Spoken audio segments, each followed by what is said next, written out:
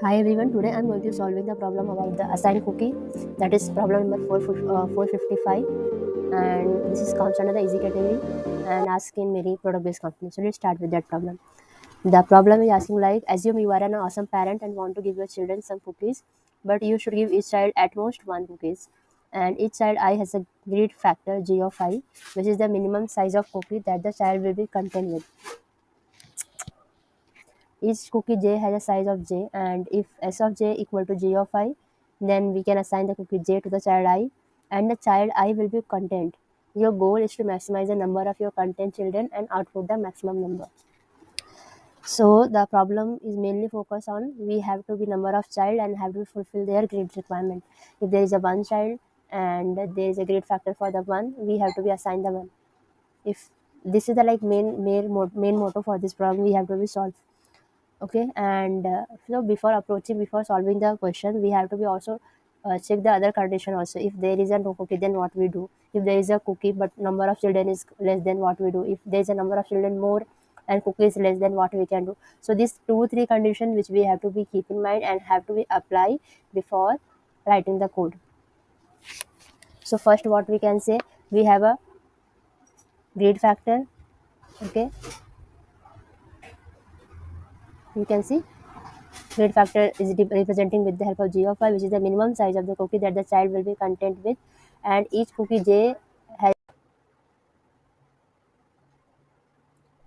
Okay, we can start for the coding. So first of all, we have to be sort. First of all, we have to be take care of the length of that both grade factor and cookies. Okay, I already have a code, so I just explaining here.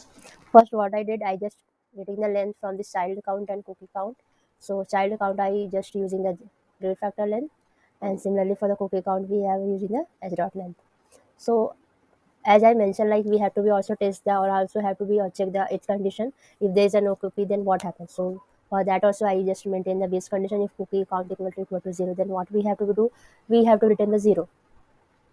Then after that, we have to be sort this grade factor and child count and cookie count like G and S. So after sorting, it is like coming 1 2 3 1 2 1 1. What is the sorting arrangement? So that will be automatically will be done. Then coming to the apply the condition which we have to be satisfy this requirement and have to be fulfillment. So I just created the contingent for the variable for the keeping the track of that, and I and j which we are using for this G and S purpose, the grid factor, the child requirement and cookie count. I can say the child count and cookie count purpose, we are maintaining one of the I and j variable. So initially we are just keeping as a zero, and we are like applying the loop for this while condition. First we are assigning the ing 0 because nothing we have assigned or demanding over there. So applying 0 less than child count, and this j also have a 0 less than cookie count 0 comma 0. Okay, when we can apply the when we can assign the cookie when we have a grade factor list and assign, and we have a cookie is more, like I have a requirement 1 and there is available cookie 2, so I can assign the one cookie because there is a 2, so we can provide that. But if there is a requirement 2 cookie and I have available one cookie, so this is not satisfy the condition. Okay, and I apply a condition g of I less than equal to s of j, requirement is less than equal to cookie count, then like I can see cookie is enough for the child. So just I created this counter variable. I just moving ahead, count the child and assigning, and after the assigning this value of that, we are moving to the next child for this I next child purpose. And if that is not, if our demand is like vice versa, we have a less cookie and demand is more, so it is not satisfy condition. We can check another cookie is available or not, second count, third count. So that's why we are moving for this plus plus j, move to the next cookie to the matter what. Okay, from this loop we are moving to the next child, from this one we are moving to the next cookie. So this is our the condition which we have to be right. And after that, how much count variable we are, like how much student or how much child we are providing the cookies, that count we are making this variable, so just returning that.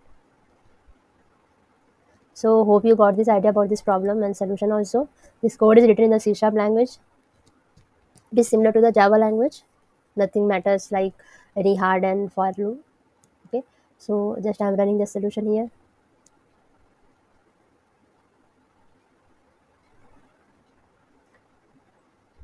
Okay, this case is accepted. Now submit the code.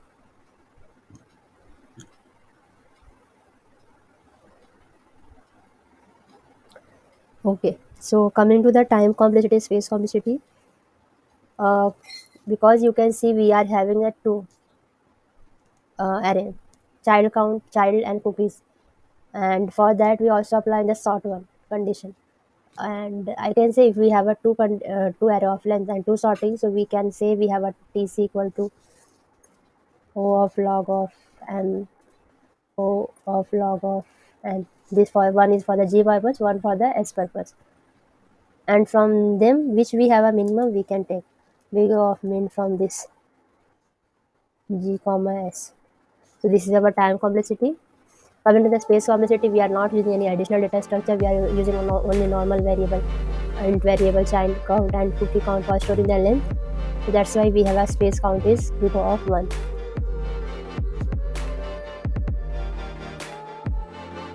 That's it for this problem. Hope you got this idea. Hope you got this solution. Enjoy this problem. Meet in the next video.